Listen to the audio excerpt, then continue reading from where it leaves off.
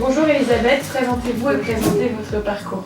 Je suis Elisabeth Laplante, j'ai été diplômée en architecture, mais j'ai laissé ça de côté assez rapidement pour faire de la peinture, du dessin, de la photographie en tant qu'auteur.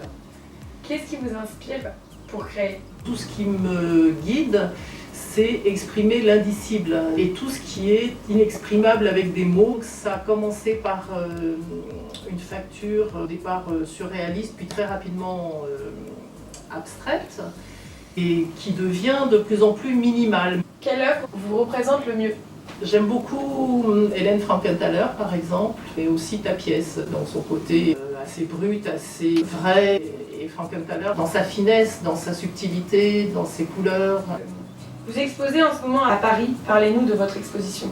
J'expose toute une série de photos sur l'estran, l'estran étant la zone qui est recouverte et découverte par les marées, avec une lumière extraordinaire. Ce n'est que cette zone-là, avec le reflet justement, mais on ne sait plus où est le ciel, où est la terre. Quel est votre rêve d'artiste?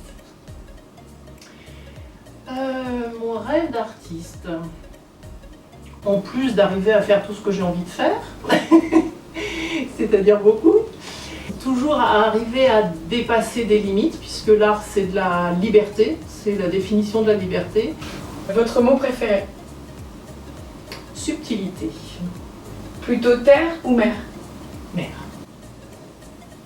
Si vous ne deviez utiliser qu'une seule couleur toute votre vie, laquelle serait-elle? Ah, mais les gens qui me connaissent vont rire, le vert. Pour vous, art abstrait rime avec? Ça doit rimer. Liberté, parce que on peut traduire aussi bien une réalité, un rêve, un futur.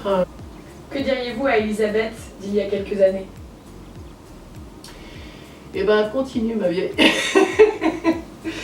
Je lui dirais une phrase que je mets souvent en exergue, c'est j'essaye de plus en plus d'être celle que je suis en fait, de me rapprocher de ce que je suis fondamentalement.